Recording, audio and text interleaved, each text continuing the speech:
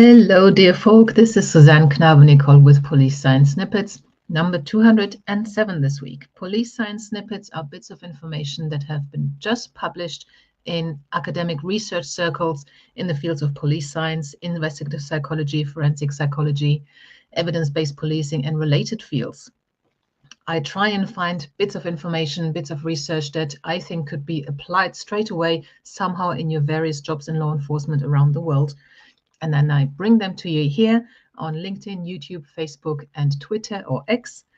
And also they get emailed straight into your inbox every Tuesday with a link to the original research article. So you can be on that list for free, of course, if you just go to Police Science Doctor, just Google Police Science, go to Police Science Doctor and enter your details into the form that pops up. You can leave the email list at any time. And with the addition to the email list, you will also get emailed the password to access the read page for like reading glasses on the Police Science Doctor website.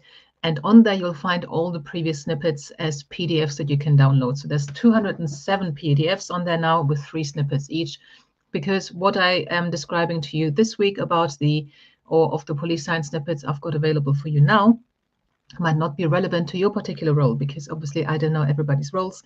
I try to find something that's relevant and try to mix them up as much as I can, but go through the library and hopefully you'll find something that is relevant to your particular job. So what I've got for you this week, first one, prison visits.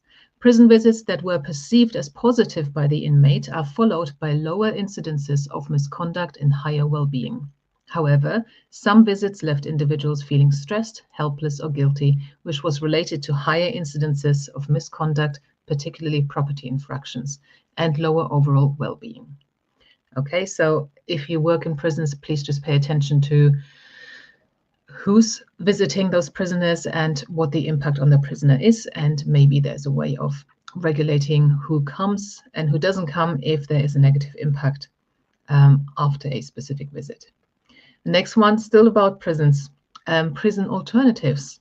Individuals with mental health and substance use disorders are overrepresented throughout the criminal justice system. To reduce the overrepresentation of people with behavioral health conditions in jails, jurisdictions have implemented evidence-based programs or policies and treatments in the community rather than in prison.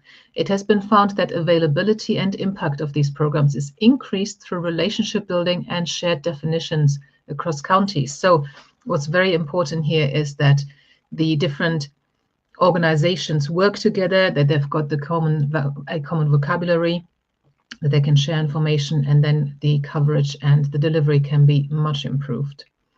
And this is very important. This is something that I keep banging on about to my students. So as you know, I'm a lecturer at Middlesex University. I run the Criminology with Policing and Investigations program.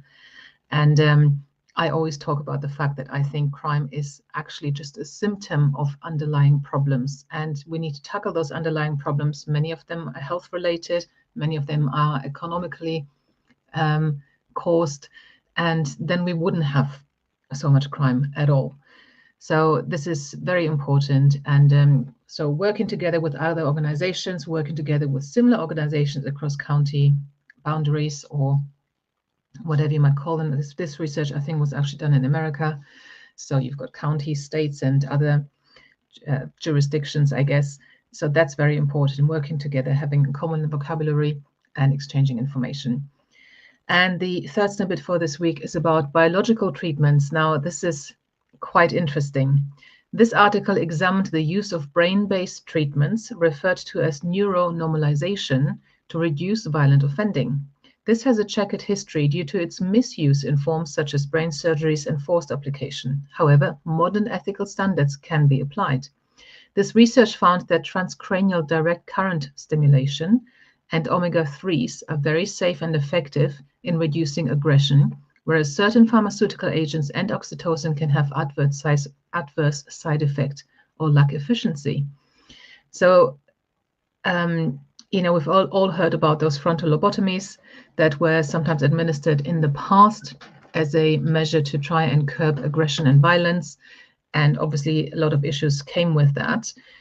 However, this article is saying don't throw the baby out with the bathwater. Have a look, revisit to see if this could actually work with modern applications of ethical standards. And I think this article looked at 4 different options, and they found that the current stimulation, so electricity, again, sounds horrible, administering electricity to the brain.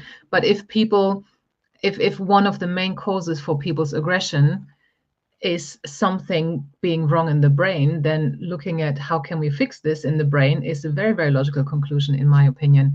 And yes, it has had a very bad rep in the past, but could we actually do something with it in a much, much better way? So this research found that actually the what do they call it, transcranial direct current stimulation was very promising, and omega-3 oils.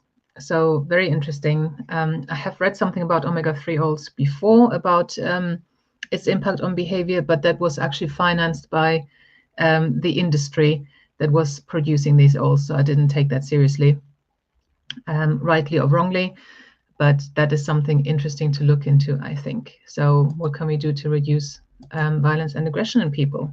Maybe one of these 2 things. So I obviously leave this open for you to debate. Wherever you're watching this, you should be able to write something in the comments, and I'd be quite interested to hear what you think of that. So please do leave some comments with your thoughts and your justifications, and see if colleagues can respond to that. And I'll see you again next week. And until then, I wish you a very safe and productive life. Bye-bye. Thank you for watching. I hope you found this content useful. You can get access to each episode's transcript with key learning points, timestamps, and references if you get yourself onto my mailing list. Just go to the main website on policesciencedoctor.com, and on the bottom of each page you will find a sign-up form for notifications of new content. Just enter your first name, your preferred email address, and the type of organization you work for. You will not get any spam. This is just for me to let you know about new content and for you to get access to all the transcripts.